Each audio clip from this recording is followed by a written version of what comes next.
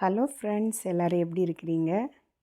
இன்றைக்கி நளினிஸ் குக்கிங்கில் நெய் சோறு எப்படி செய்கிறதுன்னு பார்க்க போகிறோம். வாங்க வீடியோக்குள்ளே போகலாம். நெய் சோறுக்கு கொஞ்சம் தாராளமாகவே நெய் எடுத்துக்கலாம்.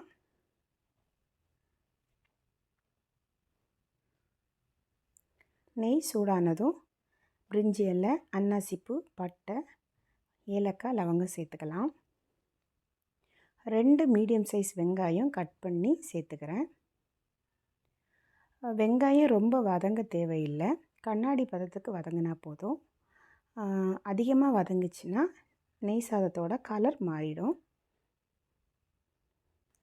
3 பச்சை மிளகாய் கீரி சேர்த்துக்கிறேன்.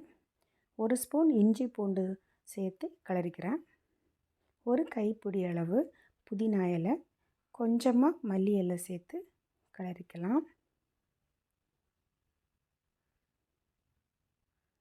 இந்த டைமில் 2 டேபிள் ஸ்பூன் தயிர் சேர்த்து கிளறிக்கிறேன். 1 தக்காளி பெரிய பெரிய பீஸாட்டு கட் பண்ணி சேர்த்துக்கிறேன். தக்காளி வதங்க தேவையில்லை. தக்காளி ரொம்ப வதங்கிடுச்சுன்னா அதோட கலர் மாறிடும். இந்த கப்பில் 2 கப் அரிசி எடுத்துருக்கிறனால இந்த கப்புக்கு 3 கப் தண்ணி சேர்த்துக்கணும். நான் இதில் 1.5 கப் தண்ணி சேர்த்துக்கிறேன். 1.5 கப் தேங்காய் பால் சேர்த்துக்கிறேன்.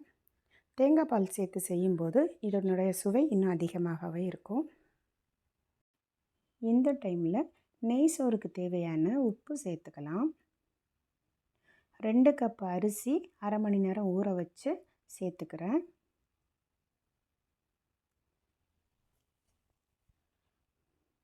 குக்கர் மூடி விசில் போட்டு 2 விசில் வர வரைக்கும் வச்சுக்கோங்க. 2 விசில் வந்ததுக்கப்புறமா ஸ்டவ் ஆஃப் பண்ணிவிட்டு 20 நிமிஷம் கழித்து குக்கர் ஓப்பன் பண்ணிக்கலாம். பாருங்கள், நெய் சோறு ரெடி ஆயிடுச்சு. நல்ல உதிரி உதிரியாக நெய் சாதம் ரெடி ஆயிடுச்சு. நீங்களும் வீட்டில் ட்ரை பண்ணி பார்த்துட்டு எனக்கு கமெண்ட் பண்ணுங்கள். இந்த வீடியோ உங்களுக்கு பிடிச்சிருந்துச்சுன்னா லைக் பண்ணுங்கள், உங்கள் ஃப்ரெண்ட்ஸ் ரிலேட்டிவ்ஸுக்கு ஷேர் பண்ணுங்கள், சப்ஸ்கிரைப் பண்ண மறக்காதீங்க. தேங்க்யூ.